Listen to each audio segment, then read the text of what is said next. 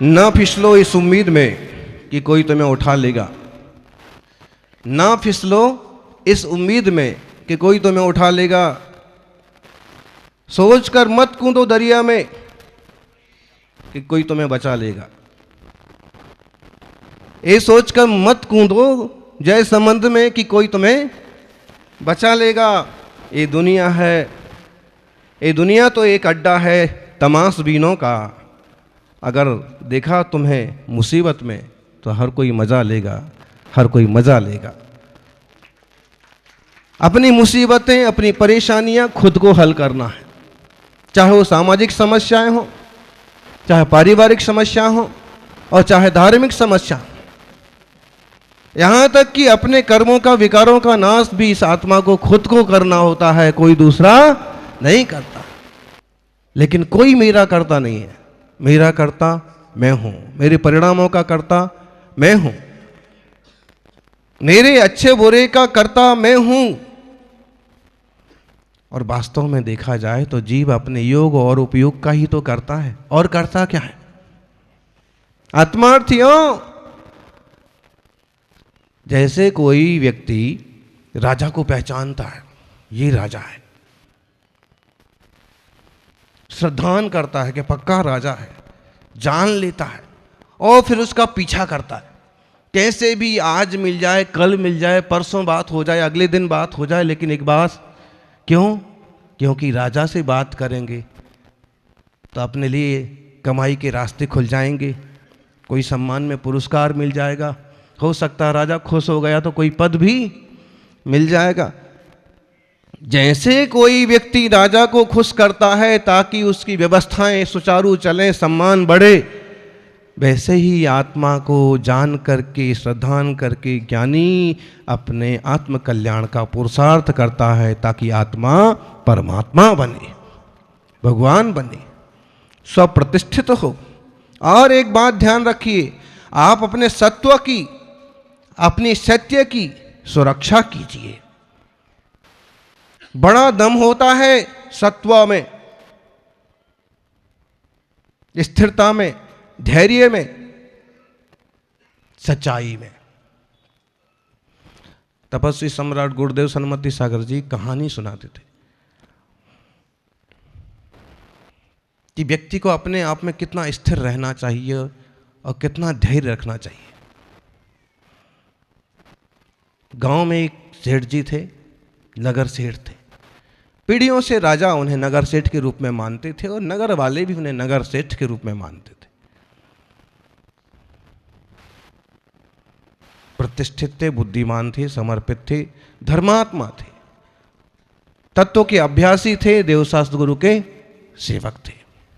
लेकिन समय बदलता है, वो बुजुर्ग भी हो चले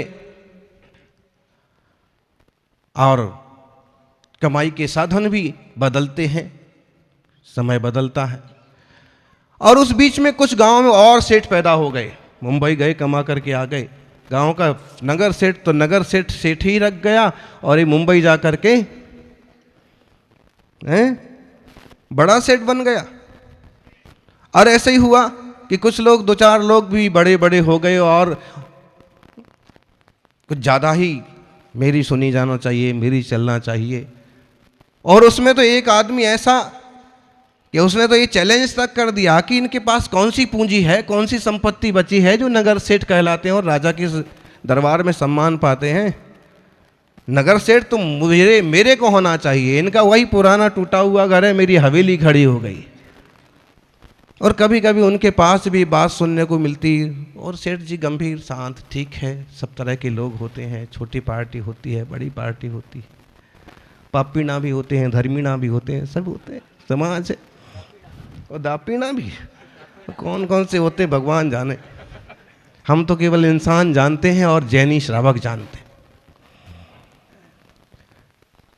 बाकी तो कितने भेदभाव पाल रखे हैं, ना समझी भरे भी।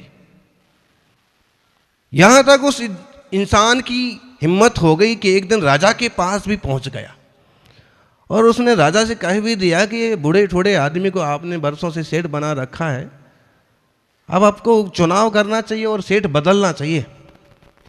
राजा को भी मालूम पड़ा था कि इसके पास भी बहुत संपत्ति है, और अभी तक हम जिन सेठ जी से लेते थे राज्य सुचारू करने के लिए धन पैसा कर्ज वगैरह, या जिनके पास हमारा पूंजी वगैरह रहती थी, राजकोष की जिम्मेदारी का कुछ हिस्सा रहता था, तो उन सेठ के लिए चैलेंज कर रहा, और सुना है कि इसके पास बहुत ज़्यादा धन हो गया। राजा भी समझदार गंभीर था, उसने कहा ठीक है भाई, तुम्हें नगर सेठ बनना है, अगर तुम्हारा, हाँ आप कहोगे तो मैं तो तैयार हूँ, और उनसे 10 गुना मेरे पास है। ठीक है, कल जयसमंद की यात्रा पर जाएंगे, नौका विहार के लिए जाएंगे, आ जाइए, दोपहर को 2 बजे आ जाइए। और जो बुजुर्ग सेठ थे उनको भी बुलाया कि आप भी आइए, और राजा ने 3 नावों की व्यवस्था करवाई। क्या करवाया? 3 नाव की व्यवस्था करवाई। बीच वाली नाव पर राजा बैठ गए, दूसरी पहले नंबर की नाव पर बुजुर्ग नगर सेठ हैं वे बैठ गए, और बाजू वाली नाव पर दूसरे हाथ पर जो नए नए सेठ हैं, आधा किलो सोना जिनने अपने गले में लाद रखा है, हाथ की 10 अंगुलियों में अंगूठियां शोभायमान हो रही हैं, पगड़ी में सूरज चांद चमक रहे हैं, और बुजुर्ग सेठ जी अपने सादा वस्त्र आभूषण पहने और सादा। नाव चालू हो गई, मल्लाह नाव खेलने लगे। चलते चलते दोनों आप सोच रहे कि मामला क्या है। पहले वाले को तो पता है कि राजा से किससे पेश आना, लेकिन ये नया नया जो सेठ आया है इसको ज़्यादा पता नहीं, लेकिन इसको भी इतना पता है कि कल मैंने कोई बात छेड़ी थी और मुझे यहाँ नाका विहार के लिए बुलाया गया है। अब मामला क्या है, बात क्या होना है। जब आधे पानी में पहुंच गए, बात कौन चालू करे, तो राजा ने ही कहा, आप जानते हैं हम यहाँ क्यों आए हैं? उन्होंने कहा नहीं, आपने हमें बुलाया और हम आए हैं। राजा ने कहा इसी वक्त मुझे यहाँ 1 लाख स्वर्ण मुद्राएं चाहिए।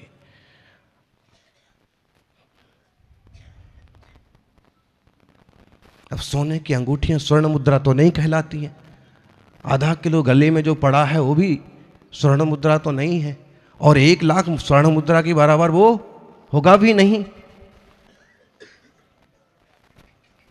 सेठ ने नए सेठ की तरफ इशारा करके कहा कि 1 लाख स्वर्ण मुद्रा मुझे इसी वक्त चाहिए।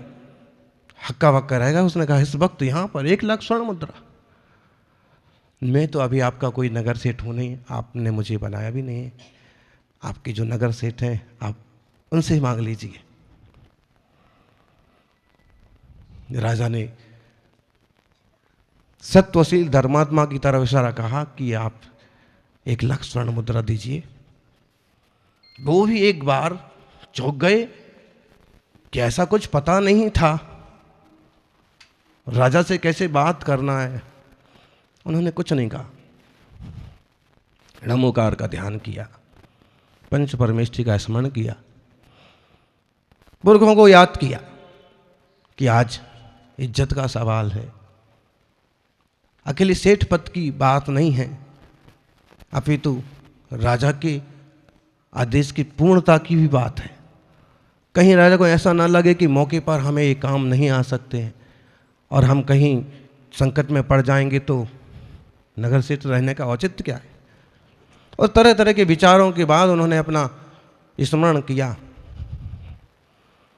ये तो पहले हो गया स्पष्ट कि सोना लाद के आने वाले देने वाले नहीं हैं, और जिनके गले में भी कुछ नहीं है और अंगूठी में भी कुछ नहीं है वो क्या देंगे, अंगुली में भी कुछ नहीं। तब भी देखिए, अब प्रभु का स्मरण करके, पुरखों का स्मरण करके, और उन्होंने राजा से कहा कि मैं कोशिश करता हूँ और मैं आपको मुट्ठियाँ भर के देते जाऊँगा और आप गिनवाते जाइए, 1 लाख पूरी हो जाएं। तो आप मुझे बता दीजिएगा। सत्व, धैर्य, असलियत। समुद्र में, झील में हाथ डाला, जहां 1000 फुट गहराई है, 10 हाथी 20 हाथी एक साथ डूब जाएंगे, वहां मुट्ठी डालते गए और हाथ में सोने की मुद्राएं आती गई और आंख बंद करके राजा को देते गए। राजा इस तरफ से लेकर के उसको देते गए कि भाई गिनता जा, 1 लाख पूरी हो जाए तो। उसने सोचा कि कल जरूर कोई चाल है और पहले से इन्होंने स्वर्ण मुद्राएं छुपा रखी हैं और मेरे बेइज्जती करने के लिए ये सब किया जा रहा है। और वो चुपचाप देते जाते और गिनता जाता। 1 लाख होने के बाद उसने सोचा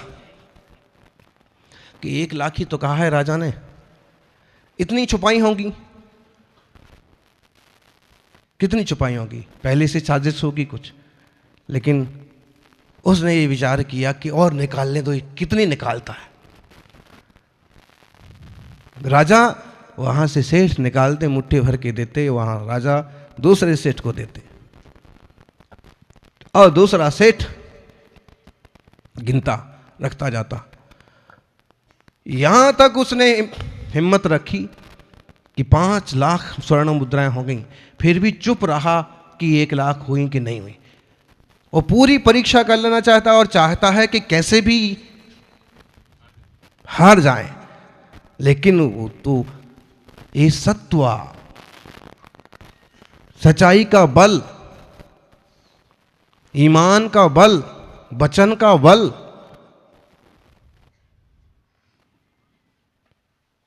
राजा ने पूछा हो गई, तब भी चुप रहा। जब नाव सोने से लद गई और डूबने लगी, जब नाव डूबने लगी तो घबराया फिर कि अगर 1 मुट्ठी और डालता हूं तो नाव डूब जाएगी, मैं मर जाऊंगा, ये सारी स्वर्ण मुद्राएं डूबेंगी डूबेंगी। ऐसे डूबते वक्त सोने की कीमत नहीं होती है, डूबते वक्त सांसों की कीमत होती है। और हमें अपनी सांसों की कीमत की तरह समय की कीमत करना चाहिए। मंदिर के काम, जिन प्रतिमा के काम, प्रतिष्ठा के काम, पूजा के काम, मुनि सेवा के काम, भक्ति के काम कल पर टालते जाओ, अगले साल पर टालते जाओ। कौन सी बुद्धिमानी है? पाप के काम तो चल ही रहे हैं। कितने कोरोना के वारंट निकल जाएं, कितनी घटनाएं घट जाएं, फिर भी पोते पोतियों की शादी जब होना है सो होना है, जैसे होना है सो होना है। उसमें दादा भी क्यों ना सुधार जाएं तो अभी होना है सो। हाँ, पिछले बार हमारे पास एक सज्जन आए, कहने लगे महाराज जी हमारे दादाजी बहुत बीमार हैं और अमुक तारीख को भाई की शादी है, अब ऐसा कुछ करो कि वे उसके पहले चले जाएं या उसके बाद में जाएं। बताइए भाई, ये दादा इस चक्कर में बैठा है कि पोते की शादी देखूं और पोता कहता है आप पहले ही निपटा दो और मैं कोई यमराज हूं? बताइए। ये भोले भंडारियों को देखिए, नहीं नहीं मैंने जब कहा कि मैं करने के लिए बैठा हूं, नहीं नहीं ऐसा मतलब है मेरा कि ऐसा कोई आशीर्वाद दो कि वो बीच में विघ्न नहीं आए। भाई विघ्न नहीं आए इतना बोलता थोड़ा तो लिहाज रहता, लेकिन या तो पहले निपटा दो या। लेकिन फिर भी ये दादा लोग समझते नहीं है। दादा बन जाओ तो दादागिरी करना छोड़ दो, धर्म ध्यान में सच्चे मन से लग जाओ। न्यावटा न्यावटा कोई साथ में जाने वाला नहीं। अपनी शांति बढ़ाओ, सज्जनता बढ़ाओ, दृढ़ता बढ़ाओ, प्रतिमा व्रत बढ़ाओ। ऐसे भोले भोले लोग, उनको बोलो प्रतिमाधारी बनो तो हंस पड़ते हैं, हंस पड़ते। अरे हंसने की चीज है कि व्रत लेने की चीज है? हमसे नहीं होगा, अभी नहीं होगा, कब होगा? इस पर्याय में न संभला ज्ञानी तो कौन सी पर्याय में संभलेगा? बोल। इस पर्याय में जीव सावधान ना हुआ, इस पर्याय में अगर हमने अपनी परिणति ना बदली तो कौन सी पर्याय में बदलेंगे? कोई हाथ नहीं लगा देगा। आज हमारे पास कुछ है, हम बोल पा रहे हैं, चल पा रहे हैं, तो हम थोड़ा सा अपनी धाक दिखा रहे हैं। लेकिन पर्याय चेंज हो गई, कुत्ता बिल्ली की पर्याय में, बकरी मुर्गी की पर्याय में चला गया ना, ये कान पकड़ करके इधर से उधर घसीटे जाएंगे और कुछ होता नहीं है। अगर एकेंद्रीय पर्याय में चला गया तो किससे क्या बोले जीव। इसलिए फिजूल में अपना दिमाग बर्बाद करने की बजाय और समय बर्बाद करने की बजाय स्थिरता, दृढ़ता, धैर्य, इन गुणों के साथ करने लायक हो तो समाज का भी काम करो, नहीं तो धर्म ध्यान करो। आत्मशुद्धि के लिए स्वाध्याय संयम बहुत जरूरी है। स्वाध्याय नहीं है इसलिए हमें कुछ समझता ही नहीं है कि क्या उचित है क्या अनुचित है।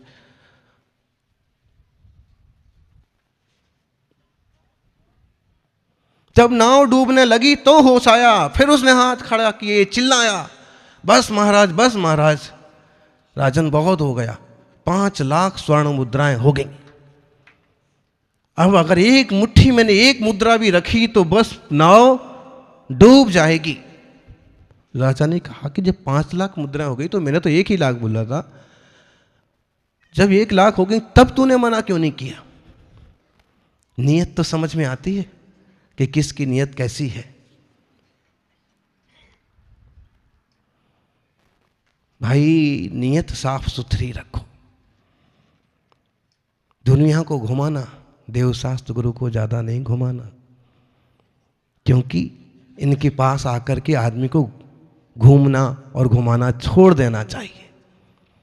सांप कितना भी बाहर में उल्टा सुल्टा घूमता है, लेकिन जब बिल में घुसता है तो सीधा हो जाता है। ऐसे ही प्रज्ञावानों को चाहिए कि देवशास्त्र गुरु के समक्ष सीधा हो करके चले। सीधे होके चलोगे तो सिद्ध बनोगे, तिरछे तिरछे चलोगे तो त्रियंच बनोगे ज्ञानी। कौन हाथ लगा लेगा। अरे वो मुनिराज का जीव जब खरबूजे में जा सकता है तो अपन कौन से खेत की मूली है।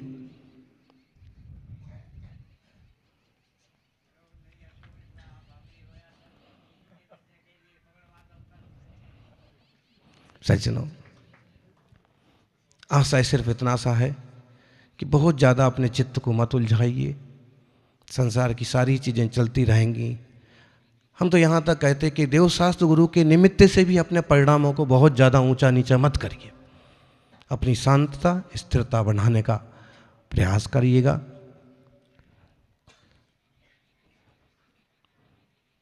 जय बोलिए 24 तीर्थंकर भगवान की।